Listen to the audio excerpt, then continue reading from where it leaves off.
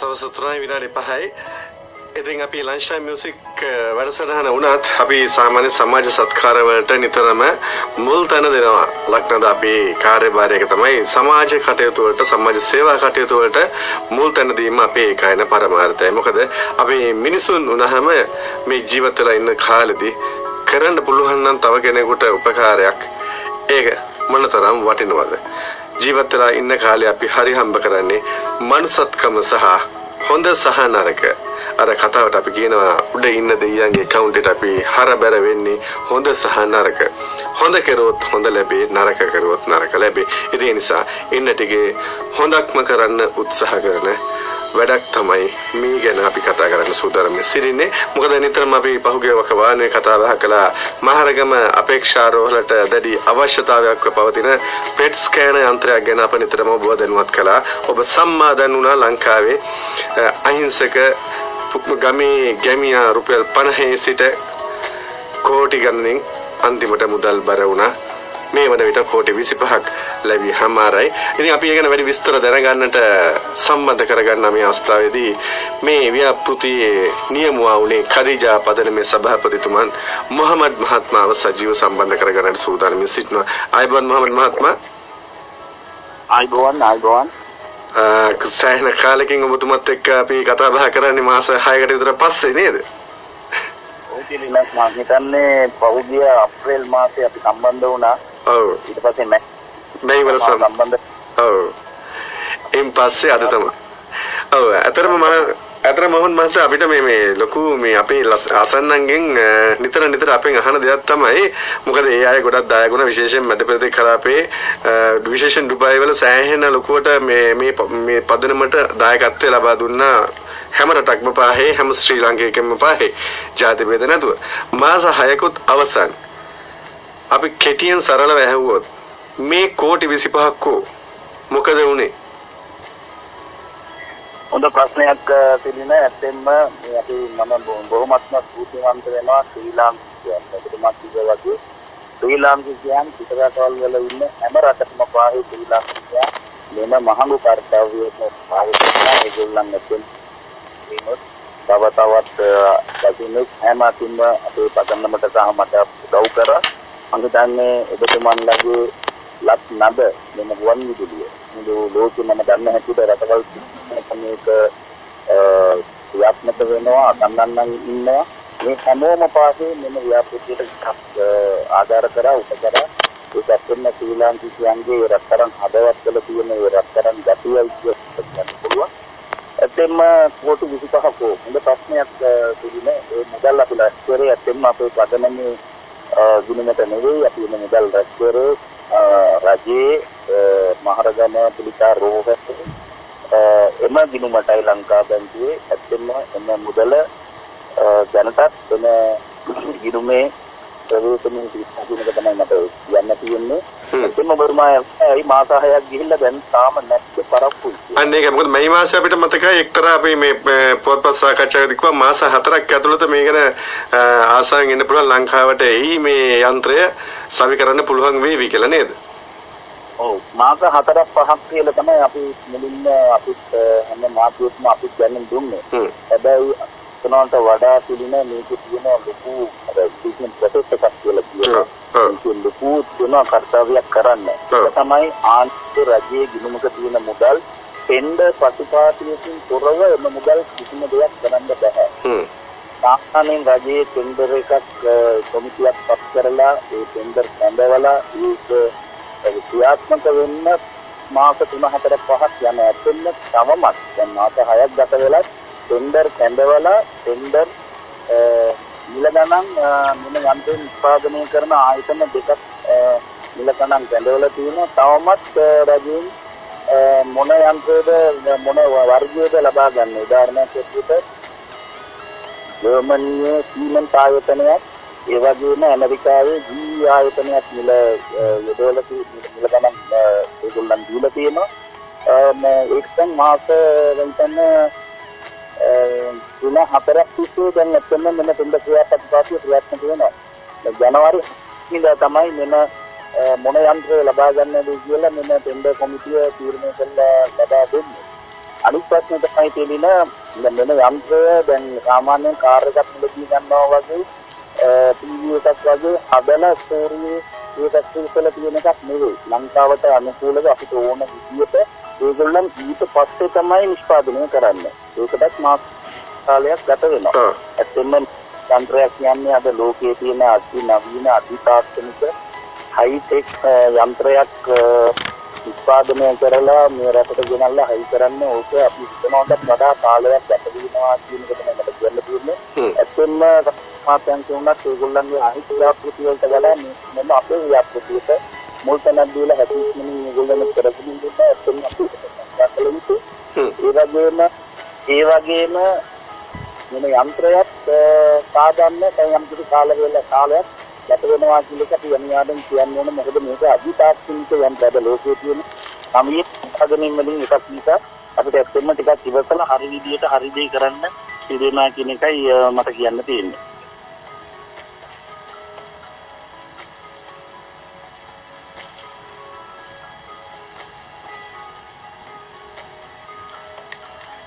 එතකොට මේකට මේ අපිට මේ සමහර වෙලාවට හිතනවා මේට ටෙන්ඩර් පටිපාටි යම්කිසි මේ ප්‍රමාදයක් එහෙම පවතිනවද?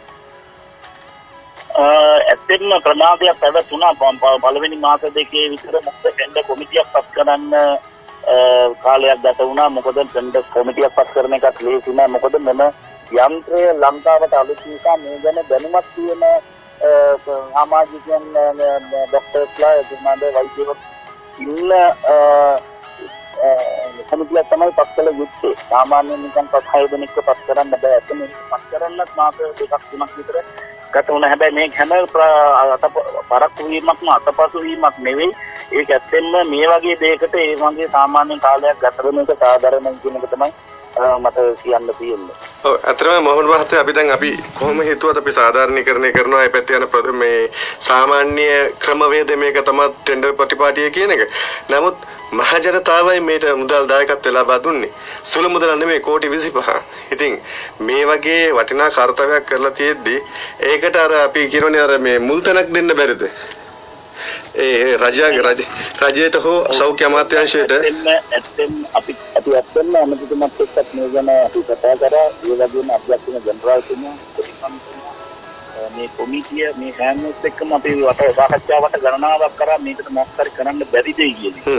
ඇත්තෙන්ම අර රජයේ තියෙන නීති වලින් පිට මේක කරන්න බැරි තත්ත්වයක් උද්ගත නිසා තමයි මේක ඒ විදිහටම කරන්න අපිට සිදු වුණේ. අපිට ඒක ලොකු ප්‍රවේලිකාවක් ලොකු ඇත්තෙන්ම සම්පූර්ණ වගේ සියලුම මාධ්‍යයන්ට මේ ප්‍රශ්නේ තියෙනවා. ඒකතුමන්ලට විතරක් සියලුම හැමෝටම දැන් පත්තර දාලා ඒ පත්තර කම්පැනිට කෝල් කරලා අහනවා. ඔය පත්තරේ දැකලා තමයි කල්ලි දැන්. ඔව්. ඒ පදන වලට දවසකට ෆෝන් බර ගන්නක් කරනවා කවදාද මැෂින් එකේ කවදාද. ඒ වුණාට දැන් මේ වගේ පත්තරයක් ඇති වෙලා තියෙන නිසා අපි හිතනවා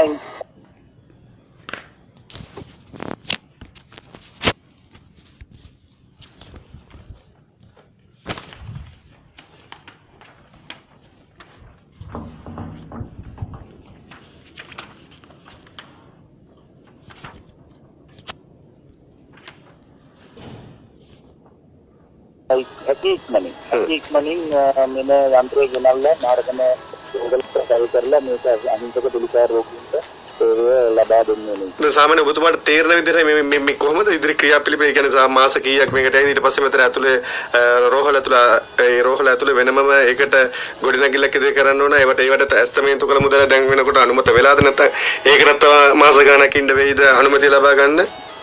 නෑ එන ගොඩනැගිල්ලත් සෞඛ්‍ය අමාත්‍යාංශයෙන් ටෙන්ඩර් කැඳෙව්වා. ඒකට කෝටි 3කට වැඩි මුදලක් වැය වෙනවා. ඒකටත් ටෙන්ඩර් කරුවේ කරලා දැන් තමයි ඒක වැඩ පටන් අරන් තියෙන්නේ. ඒ කියන්නේ කෝටි 25 කම්ප්ලීට්.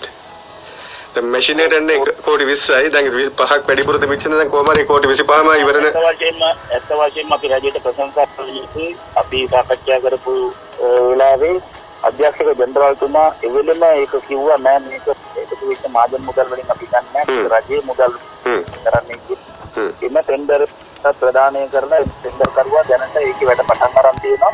තව මාස 2ක් 3ක්. ඒ කියන්නේ මැෂින් එක ලංකාවට එන්න කලින් ගොඩ නැගිල්ල සූදානම් කරන එක තමයි දැනට පිළින් පවතින්නේ. එතකොට අපි මෙච්චර කාල බලාගෙන ඉන්නේ අපි ඔබතුමා සංවිධානය මුළු ශ්‍රී ලාංකිකයන් සකල ශ්‍රී ලාංකිකයන් බලාගෙන ඉන්නේ වාසනාවන්ත දිනය ඉක්මනින්ම උදා වෙන්න කියලා තමයි අපි හැමෝගෙම ප්‍රාර්ථනාව. එතකොට දැන් මේ මැෂින් එක පෙට් ස්කෑන යන්ත්‍රය හයි කරාට පස්සේ වැඩසටහන ඉවරයිද? කදිජම් පදනම ඊට පස්සේ සමාජ සත්කාරය අහවරයිද? නැත්නම් තව ඉදිරි දැක්මක් තියෙද? ඇත්තෙන්ම අපි පටන් ගන්නකොට අපිට ලොකු අරමුණක් තිබුණේ නැහැ. ඇත්තෙන්ම එතන ස්කෑනරේ තියෙන වටිනාකම මම හොඳටම දන්න කෙනෙක් නිසා මොකෝ මගේ පුතත් පිළිකා රෝගියෙක්. එයාටත් ලක්ෂ 6මාරක් ගානේ ලංකාවේ වෛද්‍ය පෞද්ගලික රෝහල් වලින් මම ලක්ෂ 6මාරක් දීලා මෙන්න ස්කෑන් එක. ඒ නිසා මම ලංකාවේ ලක්ෂයකට අධික පිළිකා රෝගීන් ප්‍රමාණයක් ඉන්නවා. ඒකින් මම 99%ටවත් මේ ස්කෑන් එක ගන්න පුළුවන් වෙයි කියලා අනුකූලව ගත්ත තමයි මම ස්කෑන් එක රෝගියෙකුට ජීවිතේ එකවතාවක් නෙවෙයි මාස 3-4කට 5කට වතාවක් ගත යුතුයි. සමහර රෝගීන්ට අවුරුද්දකට 3 පාරක්. ඒ කියන්නේ අවුරුද්දකට ස්කෑන් එක පාරක් වෙන ලක්ෂ 4ක් පාස් කරන්න බැරි තත්ත්වයක් තියෙනවා. අන්න ඒකයි මම මේ අතරම රෝගීන් වෙනුවෙන් පොඩි පදනමක් ඉන්න ඒකේ සභාපති හැටියට අපේ සමාජිකයන් එකතු කරලා මේ වගේ කර්තව්‍යයකට බහින්න හේතු වුණේ. එන්න පටන් ගත්තන් පස්සේ තමයි අපි මේ පිළිකා රෝගය ගැන ඔක්කොම ලංකාවේ ඉලක්කම ලෝක මට්ටමේ තියෙන හැම දෙයක්ම අපිට මේ පදනමින් අපි හොයන්න පටන් ගත්තා. උදාහරණයක් එක්කන් හොස්පිටල් එකේ MRI ස්කෑනර් එකක් නෑ. එතන පිළිකා රෝගවල ළමාරගෙන MRI ස්කෑන් එකක් ගන්නවා නම් ගාල්ල කරාපිටියට හරි කාලෙට හැම ඕන. ඒ වේටින් ලිස්ට් එක ගැන බලන් ඉන්න ඕන මාසයක් දෙකක් ඕනේ. හරි ඒවත් මෙහි තියෙන CT ස්කෑන් එක අවුරුදු 15ක් විතර පරණයි. ඒක තියෙන ස්කෑන් එක 15ක් විතර පරණ ඒක පරණ තාක්ෂණයේ ඇනලොග් ස්කෑන් එකක් තියෙනවා. ඇත්තම දැන් අපි කරලා තියෙන්නේ පෙට් එක CT එකත් එක්ක. ඒ කියන්නේ 2 in 1. ඒක පෙට් එකක් පුළුවන් CT ගන්නත් පුළුවන්. ඒක නිසා පෙට් එක ගැනීමෙන් අර අලුත් CT එකකුත් ඒකට එනවා. උදාහරණයක් ඇටියට අර රේඩියෝ එකයි කැසට් එකයි දෙකම තියෙනවා වගේ 2 in 1. එතකොට ඒකට MRI එකක් ඉතාමත්ම ඉස්සරහට අවශ්‍ය වෙනවා. ඒ වගේම ජෙනෙටික් ලැබ්, යාන විද්‍යාගාරය, රසායනාගාරය හොස්පිටල් එකේ නැහැ. එතනද මගේ කට වුණත් ඒක පෞද්ගලික රෝහලකින් කරා රුපියල් 90000ක් දීලා. මගේ හැමෝටම 90000ක් දීලා මේ ජීන් ටෙස්ට් එකක් කරන්න සල්ලි නැහැ. MRI එකක් කනදි මගේ පුතාට ගත්තා පෞද්ගලික රෝහලට. ඒ වගේම අඩුපාඩු ඩ්‍රෝන් කියලා ටෙස්ට් එකක් තියෙනවා. ඒක පෞද්ගලික රෝහලක 25000ක් අය කරනවා. මෙහෙත් ඒකේ ක්‍රෝනොස්කෝප් මැෂින් එකක් තියෙනවා. ඒකත් වෙන කතාවද මාස 6ක් යනවා වේටින් ලිස්ට් එක බලන් ඉන්න ඒ ක්‍රෝනොස්කෝප් එක. දැන් ගන්න පුළුවන් 10යි 12යි එක ටෙස්ටිං. මම 1800 2000ක් වේටින් ලිස්ට් එකේ ඉන්නවා. යාගේ මෙම්බර්ස් රුපියල් 25000ක් නැති ගමන් මාස 6ක් බලන් ඉන්නවා. ක්‍රෝනොස්කෝප් තවටත් එකක් තියෙනවා පිළිමත් ක්‍රෝනොස්කෝප්. ඒ වගේම ඒක 15000යි පිටයි. ඒක රුපියල් 15000ක් නැති ගමන් දුක්ඛ සංකේත පිළිකාරෝග මාස 6ක් රපෝට් ලිස්ට් එකේ වේටින් ලිස්ට් එකේ බලන් ඉන්නවා. ඉතින් අත්‍යවශ්‍ය මේ මැෂින් එක තියෙන නිසා තමයි මේ වේටින් ලිස්ට් එක දිග වැඩි. අපි උදාහරණයකට මැෂින් 5ක් තියෙනොත් දවසකට 50ක් කිව්වොත් අපි කරන්නේ මාසයක් ඇතුළතවත් අපි කරන්නේ මෙයාට මේ ටෙස්ටිං එක කරන්න පුළුවන් තත්ත්වයක් ඇති වෙනවා. ඒකේ තියෙන අල්ට්‍රාසවුන්ඩ් මැෂින් කියලා. ඒකම අවුරුදු 10කට වඩා පැරණි සාමාන්‍ය ඩිජිටල් දැක්කමයි ඊවගේ අල්ට්‍රාසවුන්ඩ් මැෂින් තියෙනවා. අද එතන ලේටස්ට් හයිටෙක් අල්ට්‍රාසවුන්ඩ් මැෂින් එකම ලෝක මට්ටමේ තියෙනවා. ඒ වගේම තවත් අඩුපාඩු මම හොස්පිටල් එකේ අඩුපාඩු කියන්නේ වෙන මේවා කොහොම අපි දැක්කෙන් පස්සේ තමයි ඒක හදන්න තියෙන්නේ. දැන් ඇත්තෙන්ම ටෙස්ට් එක හයි කරායින් පස්සේ උදාහරණයක් ඇටියට අපි පරදයක් කියන්න ඕන විශේෂ දෙයක්. දැන් අපිට මොඩල් එකට උන අපි නොමිතේට වඩා ඒ කියන්නේ අපි මුලින්ම ගණන් බලනකොට මිලියන 200 තිබුණේ. දැන් මේකට මිලියන 250ක් සල්ලි එක ඇත්තෙන්ම මෙන්න ਸਰකරුවන් දෙන්නම මුදල් ඒ කියන්නේ ඒගොල්ලන්ටත් තරගයක් ඇති වුණා. ඒ තරමින් මොකද වුනේ කෝටි 17ක් වගේ ගාණක් තමයි මේකට ඒගොල්ලන් මිල ගණන් දාලා තිබුණේ. දැන් මේ එතෙන් කාට ගියත් මෙතන කෝටි 6ක 7ක වගේ මුදල් ඉතුරු වීමකට ඇති වෙනවා. අපි කරත් අපේ පදනමේ කොමිටියේ මේ සාකච්ඡාවක් තිබුණා අපේ සමාජිකයන්.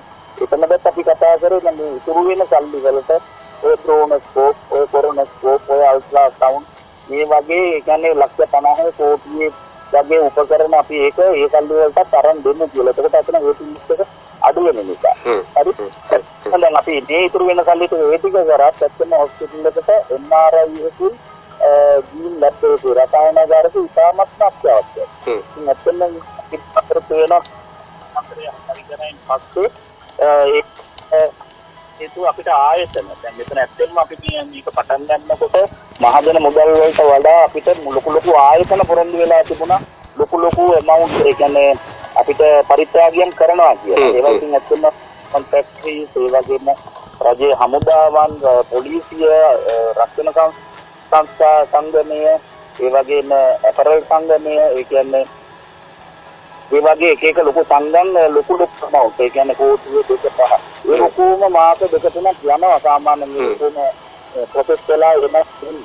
තවසින් මේ අපිට මුදල් ලැබෙන්න කලින් මහජනයා ඉක්මන් වුණා. ඔබතුමා කිව්වා වගේ ඇත්තම අපිට 70000කට වැඩි වැටලා තිබුණා මේ මාස තුනකට මේ කෝටි 25ට රුපියල් 50 ඉඳලා 3 කෝටි 50 ලක්ෂ වෙනකන් වෙලා තිබුණා.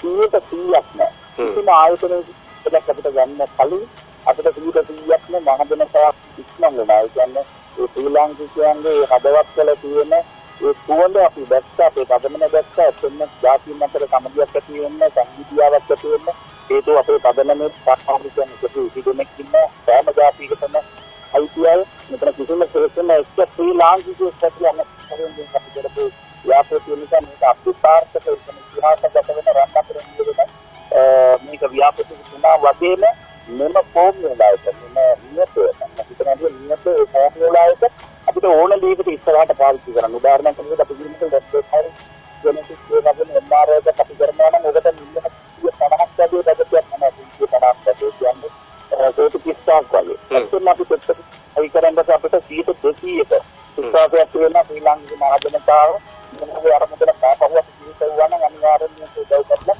MRI ස්කෑන් එකක් අරන් දෙන්න. ඒ වගේම ගොඩාක් ඇම්බුලන්ස් ඒ වගේම හර්ට් එකක් සාමාන්‍ය දුප්පත් මිනිහෙකුට එයාගේ මොන හරි කෙනෙක් නැති වුණා නම් ඒ දෙවියන්ට දෙන්නන්න ඇයට බලාපොරොත්තු කරලා අපිට සමස්තයක් ගන්නවා.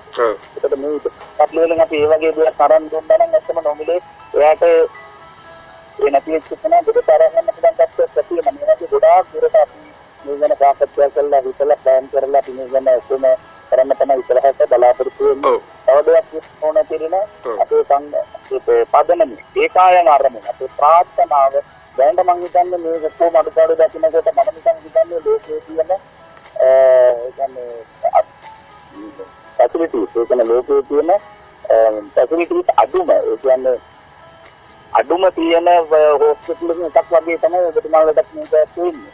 ඇත්තම මේ පාඩු කරලා ලෝකයේ තියෙන නැත්නම් දක්ෂිණ ආසියාවේ තියෙන වෙනම රෝහල් වලින් එකක් බවට පත් කරන්න පුළුවන්. ඇත්තම මේ නියත ෆෝමියුලා එකක් අපේ තියෙනවා. අපි ඒක ඉස්සරහට මේක ක්‍රියාත්මක කරන්න බලාපොරොත්තු වෙන සෞඛ්‍ය අමාත්‍යාංශ ඒකත් සෞඛ්‍ය මන්ත්‍රීතුමා අපිට රාජ්‍යයෙන් සෑහෙන සහයෝගයක් ලබා දෙනවා. මම ඊට කලින් වගේ අපේ පදනම අපි ඉස්සරහට ආවා. ඇත්තෙන්ම දැන් ආයතන කීපයක්ම පිළිකාවෙනිය කතා කරන් ඉස්සරහට ආවා. ඔව් මට පුංචි ප්‍රශ්නයක් තියෙනවා මොහොන් මහත්තයා. දැන් ඔබ වටා මෙහෙම ලොකු පිරිස එකතු වෙනකොට දැන් ඔබේ පූර්ණ කාලේ මම දකිනවා WhatsApp මේ ෆයිට් කැන්සර් ටීම් එක ත්‍රයක් දවල්ක් නැහැ එක දිගට පූර්ණ කාලෙම මේ මෙහෙයුමේ තමයි යෙදලා ඉන්නේ. මෙහෙම වෙනකොට එතකොට දැන් ඔබතුමා මේ මහරගම අපේක්ෂා සුව රෝහලට මේ අවශ්‍ය කරන යන්ත්‍ර සූත්‍ර ටික දෙනකොට මේකෙන් යැපිච්ච පෞද්ගලික රෝහල් ඔබ සහ ඔබේ ආයතන ඔබේ මේ පදනම සමග යම්කිසි මේ වෛරයකින් නැද්ද? තර්ජන එන්නේ නැද්ද මේ වෙන විට?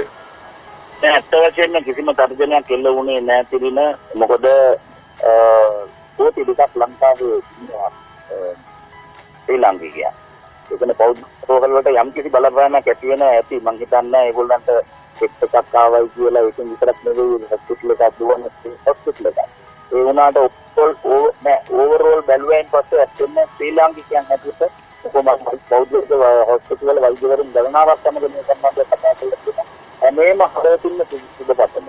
සුබපතන වර්ධවිත ඒක මොකද මේ වගේ ව්‍යාපෘතියකින් වෙන්නේ මොකද මෙන්න පෙස්කෑමේ තියෙන වටිනාකම හැමෝම දන්නවා දැන කියාද. ඒ කියන්නේ ඒකෙන් පසු විපරම් ප්‍රතිචාර වලට මේක ඉතාමත්ම වැදගත් වෙනවා. මුලින්ම ස්කෑන් කරන් ඒ ලෙඩට අවශ්‍ය දෙයකට පස්සේ කරලා මාස 3කට පස්සේ කොහොමද තව අඩු කරන්න ඕනද වැඩි කරන්න ඕනද මගේ හොඳ හිතවත් වෛද්‍යවරයෙක් සම්බන්ධ පිළිකා වෛද්‍යවරයෙක් මට කියපු එකක් තමයි මොහොමඩ් සමහර වෙලාවට අපි අඩු කරන්න ඕන වෙලාවට කරන්න වෙනවා කියන්නේ. ඒක රෝගියා ඇත්තම යාගේ ජීවිත ප්‍රතිපදාව තර්ජනයක් තියෙන්න පුළුවන් තත්ත්වයක් වෙනවා කියලා. ඒක ඇත්තම පෙට් එක දිනනවා නම් ඒක බැලන්ස් කරන්න පුළුවන්. ඇත්තම පිළිකා රුපියක් කියන්නේ ඇත්තම මගේ පුතා අවුරුදු 4ක් වෙනවා පිළිකා රෝගයෙන් කරේන. දැන් එයාට වුණත් ඇත්තම එයා quality of life. ඒ කියන්නේ එයාගේ ජීවිතය වෙනවා. දැන් මගේ කක්කයා වැඩ කරනවා. පිළිකා රෝග කරනවා මානසික මට්ටම. අන්න ඒක තමයි ඉතාමත් වැදගත්. ඒ කියන්නේ මෙන්ටැලිටි. මානසික ඒකාග්‍රතාවය එයා හරියට ඒක බැලන්ස් කරනවා. ඒක බැලන්ස් කරන එක හේතුවක් තමයි එයා ටෙස්ටිං ඔක්කොම ගන්නවා. ඒකට එයාගේ මනසට එනවා රයිට් මට MRI එකක් ගත්තා මට ටෙස්ට් එකක් ගත්තා මට ජෙනටික් ටෙස්ට් එකක් කරා. ඒක මනසට සෑහෙන බලපානවා බෙහෙත් වලට වඩා මේ පිළිකාවත් එක්ක සැකම් කරනවා. සාමාන්‍ය රෝගී මගේ පුතා දුප්පත් මේ මොකුත් දැක්කේ නැත්නම් අර ටෙස්ට් එක කරේ නැහැ මේක කරේ නැහැ දැන් ඩෝස් එක විතරයි දෙන්නේ මම ඉස්සෙල්ලා මානසික මානසිකත්වයක් ඇති වුණොත් ඇත්තම ඒක ඉතාමත් අමාරුයි මේ රෝගියාව ගොඩ ගන්න විදිහට තමයි මේ අත්දැකීමෙන් මම මේ පිළිකාවත් එක්ක කරපු අවුරුදු අවුරුදු 4 ඒ කියන්නේ මම කෝටි ගණනක් විතරට ඉන්න පොඩ්ඩක්ස්ලට මම දෙන්නලා තියෙනවා ඇමරිකන් ડોක්ටර්ස්ලා ඒ වගේ ඉන්දියාවේ මේ කොටම වඩා දක්ෂ වෛද්‍යවරුන් පිළිගත් ප්‍රතිකාරේ ඉන්නවා. උදාහරණයක් විදිහට හොඳ ක්‍රීඩකයෙක් හොඳ ක්‍රිකටර්ස් අපි බැට් හරියට දුන්නා නම් ඒගොල්ලන්ට කරාවි කියන එක තමයි මගේ මතය. හොඳයි එහෙමනම් මොහමඩ් මහත්තයා අපි ගොඩාක් කරුණු කාරණා දැනගත්තා. මොකද අපි අසන්නන්ට ඒක ප්‍රයෝජනවත් වෙයි. මොකද ඒ අය තමයි මේවට බොහොම කැමැත්තෙන් එකතු වුණේ දායක වුණේ. ඒ අයම තමයි අහන්නේ. මොකද Tamanට ගෙනියන්න නෙවෙයි. අපි යොදපු මේ බලයට යම්කිසි සාධාරණයක් ඉෂ්ට වෙලාද කියන එක තමයි අසන්නන් අපෙන් නිතරම ඇහුවේ. මොකද අපි හැමෝම බලාපොරොත්තු වෙන්නේ දවස ගානේ අපේක්ෂා රෝහලෙන් මියදන ප්‍රමාණය ප්‍රතිශතයක් විදිහට අඩු කරලා තව වසර අඩුම තරම් තව වසර 10ක් ගියාට පස්සේ හරි මේ ලංකාවෙන් තුරන් කරන්නට උපරිම ශක්තිය දරන්නට මේ ගන්නා වූ මහන්සියට බෙහෙවින්ම ස්තුතිවන්ත වෙනවා මොහොත් මහත්තයා khadija පදනම සහ මේ සියලු දෙනාට ෆයිට් කැන්සර් ටීම් එකටත් බෙහෙවින්ම ස්තුතිවන්ත වෙනවා. සියලු ශ්‍රී ලාංකිකයන් එක තැනකට එකතු කරගත්ත ಜಾති බෙද ආගම් බෙද කුල බෙද මුකුත් නැතුව අන්න ඒ හැරවම් ලක්ෂ්‍ය ඉදිරියට අරගෙන ගිහිල්ලා අපේක්ෂා සුවරෝහල ඉදිරියේදී සාමාන්‍ය රෝහලක් බවට පත් වේවා කියලා අපි ප්‍රාර්ථනා කරමු. මොකද මේ පිළිකාව කියන දේ පිළිලය අපි තුරන් කරන්නට වෙර වීර දනිමු. මොකද අපි හේතුවක් දෙයක් කරන්නට බැරි නෑ. බුදුරජාණන් වහන්සේ දේශනා කරලා තියෙනවා චේතනනම් භික්කවේ කම්මං වදාමි. ඉතින් කර්මයට මුල චේතනය වගේම තමයි උත්සාහය තියනවා නම් කර්මය වුණත් වෙනස් කරන්න පුළුවන්. ඒ නිසා අපි උත්සාහ කරමු. අපේ කර්මය නම් පිළිකාව කියන එක ව්‍යාප්ත වෙන එක අපි උත්සාහ කරමු. කර්මය වෙනස් කරන්නට බෙහෙවින්ම ස්තුතිවන්ත වෙනවා මොහොත් මහත්තයා. කාර්යබහුල මොහොතක හදිසිය අපිත් එක්ක සම්බන්ධ වුණාට මොකද අපි මේවා දැනුවත් කළ යුතු නිසා මේ හදිසිය ඔබතුමාව සම්බන්ධ කරගත්තේ. බෙහෙවින්ම ස්තුතියි ඔබතුමන්ට දක්වූ සහයෝගයට. බෙහෙවින්ම ස්තුතියි.